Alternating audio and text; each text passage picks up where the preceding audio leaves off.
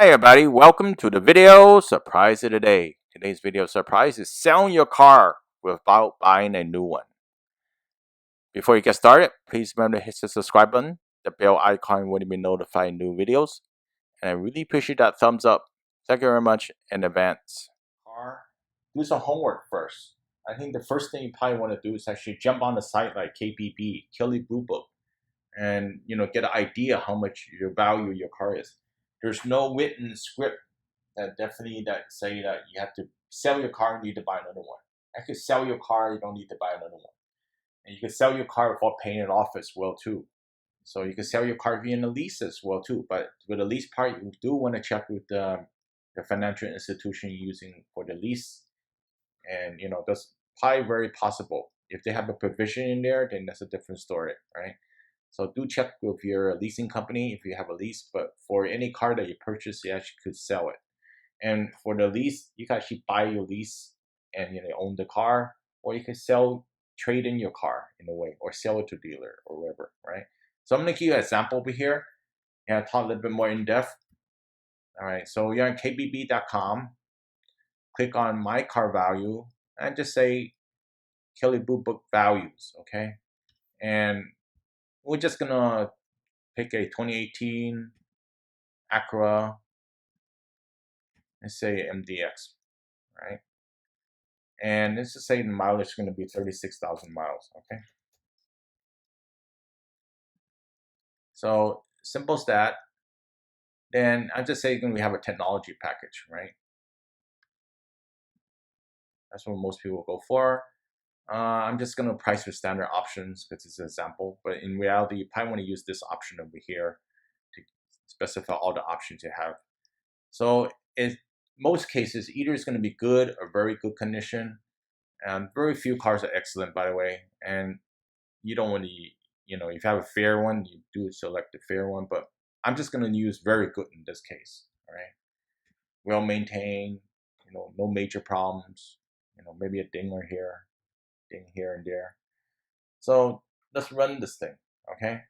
So, and also the trade-in value is the value that you probably going to based on when you sell your car to, say, the first method, right? To sell to dealer, right? You don't have to buy a car from a dealer. You could sell your car to a dealer. So that's the thing. But you may not have much leverage. You just sell your car. You don't have much, suppose you want to work on a deal to get a better price on the vehicle. If you have a trade-in at the same time, maybe you could get a better deal. So, it really depends on the dealer and how desperate it is and how anxious they are to make a deal. So the very good one, it says you're going to get $28,000. Okay, so $28,000 is about the average price, but a lot of times dealers going to offer you around 27K or even 26.5. Okay, you got to watch out for that. And they're going to be around this range more likely than this range over here.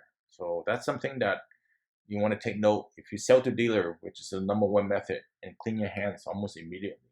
Okay, wash your hands. You don't owe anything or anything. Everything's done. But if you owe money and your car isn't worth as much, it's called negative equity. It's called upside down. You might hear the term before. And you have to come up money just to sell the car to get out of your debt. Okay. But if you have equity and you don't need to bring more money out, yeah, you're in good shape. So you might get money back. So that's the thing. And again, even for a lease, you actually could trade it in as well too. And you don't have to buy another car. It always depends if how many payments are still left. What's the residual value? The residual value is the percentage of the MSRP that the bank's made when you finish your lease. So you have to add that with how many more lease payments you need to do, then how much money you need to come up, or if the value of the vehicle is worth more than that, then you're in good shape. You don't have to worry about it. If it's not, then you probably have to come up with money. Maybe in terms of the lease payments, you have to come up with some cash to get out of the deal. The next method I want to mention about is the private party route. The private party route is probably the best route, but you actually need to have the pink slip. For the trade-in, you don't need to have the pink slip. Pink slip, I'm referring to the title of the car. So private party, most people won't buy a car without without basically receiving the title to the car that they own it. Right? So I think that would be the smart move to do the private party if you can. So private party, depending on the price you're trying to get, it may take long. It may take 30 days. I've seen 60 days. I actually tried to buy a used car before, and the person insists they sell above the private party until they really realize they can't really get that kind of price. You need to be in price discovery mode, right? So that take a while for that. And if you're selling to private party, be realistic about your price of your vehicle. Everybody loves their car. I mean, no matter if you're buying it or selling it, you're selling it especially, they love it even more. They think they could get a whole lot of money on it. You're not going to get a whole lot of money on it unless it's a collectible. So private party, like in this case, you're probably going to be around a little bit under 32,000, probably like 31.5. Probably is going to be the price you're going to get around there, and they may, the buyer may actually push you for the new tires or push you for other stuff and lower the price.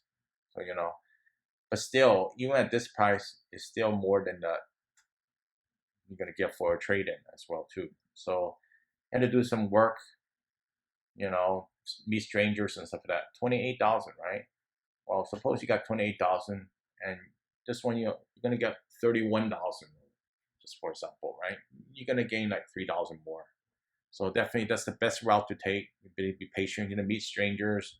And you don't know how long it's gonna sell, and definitely you need to have the title for private party. So method way number two, it's a little bit more tedious, more work, and not all buyers are gonna be serious. You also got people that are just browsing. You probably could tell by talking to them how interested they are in the vehicle and have they drove one before, and try to express to them that you want test drive.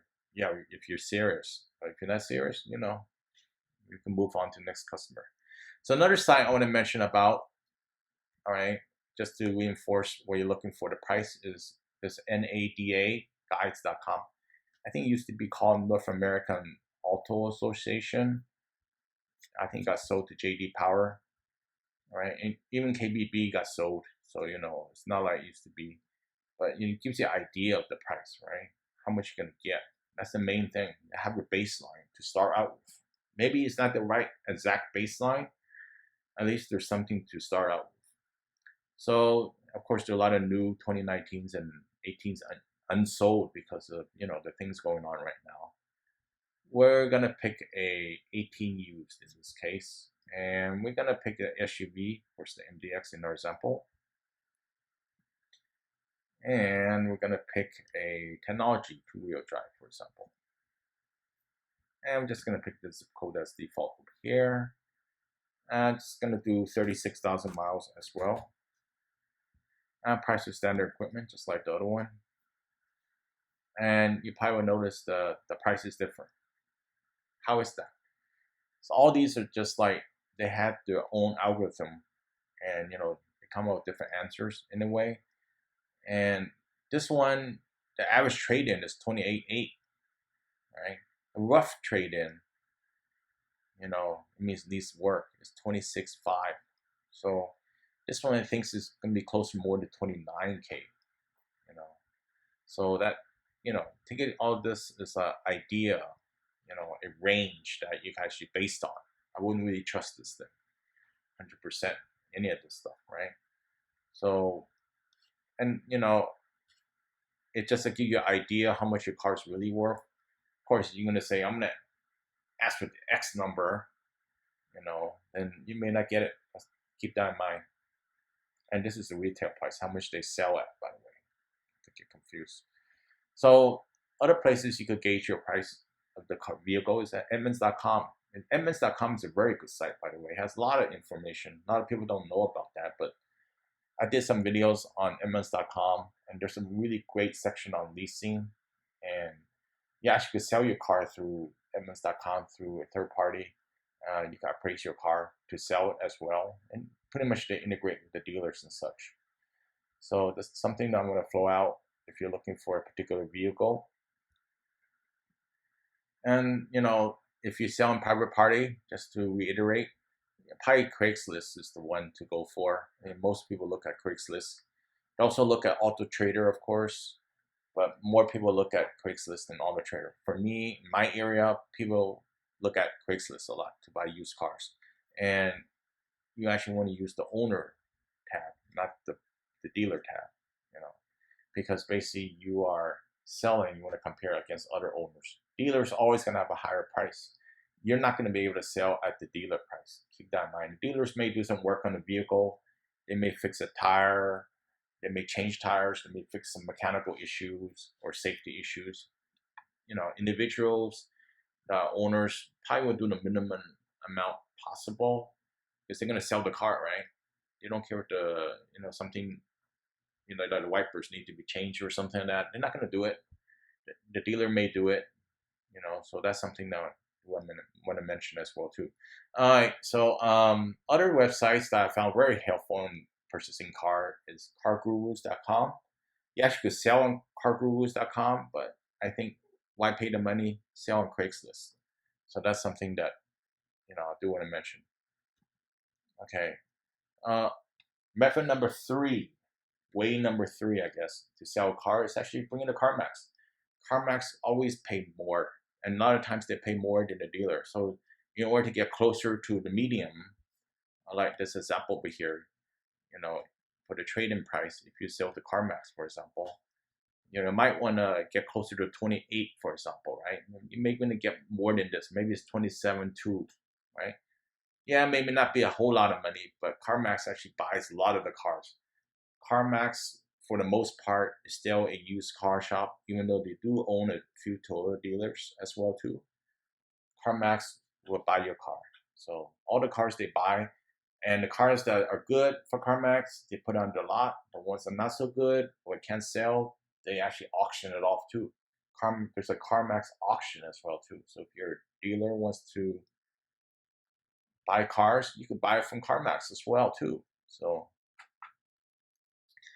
all right, the next method that you could actually sell your car without buying another one is go to Carvana, Carvana.com. And a lot of people actually use Carvana, and I like the website a lot. But, it varies on the price, by the way. So all of these, like CarMax, Carvana, and the 2 other ones I'm going to mention, vary depending on demand. There's no customer demand, no people are going to buy it. They're not going to offer a whole lot for the vehicle. And it also depends on the economy and a lot of other factors, how much inventory they have. They have too much of the same car, they're not going to offer a whole lot for that car. So a lot of great experience from Carvana in terms of pricing and also smooth transaction as well too. So that's really something to note. But Carvana hasn't been profitable yet, but that's on a different side for investment. Okay, so I think the other method is going through Voom. Voom offers a pretty good price. One of my friends recently just did this with Voom, and they noticed that the Voom prices was the highest compared to CarMax, Carvana, and Voom. I did it through CarMax and Carvana, but Carvana actually was lowest, and CarMax was higher, but I didn't try Voom. Voom looks very similar if you look at the pictures, like Texas Auto Direct. Probably see some notes on that before. I'm not going to comment on that one in particular, but all I can say is that they offer the best price, and I don't know much about smooth transaction or anything like that, but definitely when you try to sell online with them, they ask you a whole lot of questions. So it's not that well defined, and all these sites, like if you buy a car, CarMax, Carvana, Voom, are no haggling, by the way, too. That means that price you see is what you get. Okay, the next site I want to mention is called Shift.com. So Shift.com is another website. I know a lot of people don't talk about this one, and it's still a private company at the time of this recording. And Shift.com is just like Carvana, Voom. It's an online store only, and you can sell your car to them. As much as pricing goes, I think they're more on around the dealer side of the pricing, so you're not getting a big bump in the pricing. Then again, it still depends on how much inventory and how aggressive they are in buying your vehicle, right? They don't take cars that are smoked in, so just keep that in mind if you sell to them. they don't like cars that are smoking. They won't buy it from you. So that's something to note. As I ran this thing for one of my friends, and he had a smoking car, so Shift doesn't want to buy it. So okay, so help me out a little bit with a thumbs up. Smash that thumbs up. Okay, don't forget to leave a comment below if you're experienced using any of these, like CarMax, Carvana, Voom, Shift. Leave some feedback, explain your points, and also if you ever done this trade-in and not buy anything as well too to a dealer. See you next time. Thanks a lot. Bye.